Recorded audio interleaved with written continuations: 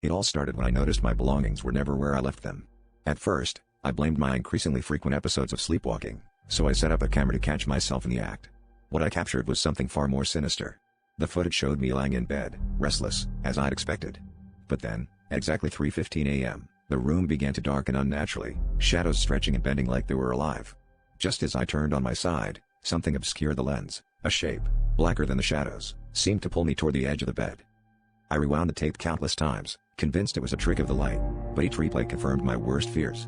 Determined to find answers, I set up more cameras, each angled to capture every corner of my small apartment. Night after night, I reviewed the footage, noticing how the shadows seemed to converge around me, like a living entity.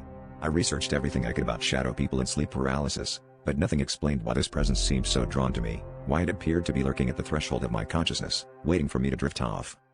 The next night, I stayed up, determined to confront whatever haunted my sleep. As the clock ticked toward 3:15 a.m., I watched the shadows writhe and pulse like a heartbeat. Suddenly, a cold breeze swept through the room, though all the windows were shut. My heart pounded as the darkness deepened, and I felt an invisible weight press down on my chest. I knew that it wasn't just a figment of my imagination or a sleep disorder. This was something real, something ancient and malevolent that had claimed me for its own. In a last-ditch effort, I reached for the bedside lamp, but my fingers closed around empty air.